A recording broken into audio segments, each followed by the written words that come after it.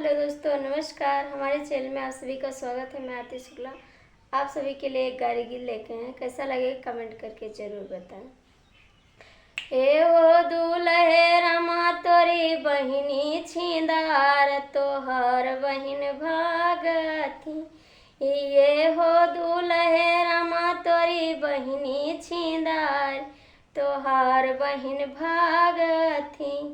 भगतई भगतई गोंडा सहरिया, भगतई भगतई गोंडा सहरिया, कोतोवल वन से कैलिहन प्यार, तोहार बहिन भागती।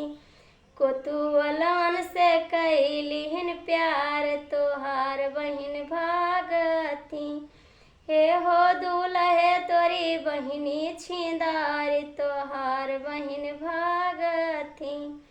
भगतई भगत गई रगड़गन सहरिया, भगतई भगत गई रगड़गन सहरिया, लौंडन से कैलिहन प्यार, तोहार बहिन भागती। अरे लौंडन से कैलिहन प्यार, तोहार बहिन भागती।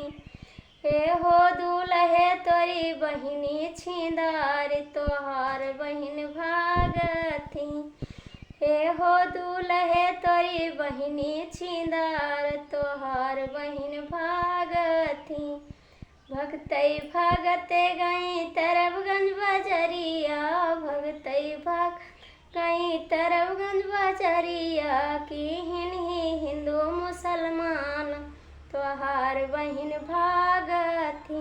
अरे की हिंदू मुसलमान, तोहार बहिन भागती।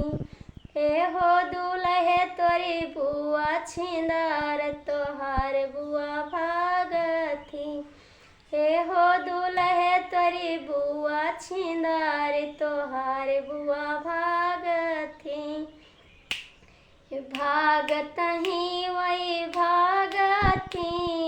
ये हो दूल्हे तोरी बुआ छिंदार, तोहार बुआ भागती। भगतई भगते गई अयोध्या नगरिया, भगतई भगती गई अयोध्या नगरिया, कीहिन ही रामई से प्यार, तोहार बहिन भागती। अरे कीहिन ही रामई से प्यार, तोहार बहिन भागती। हे हो दूल्हे तोरी बहिनी छिंदार, तोहार बहिन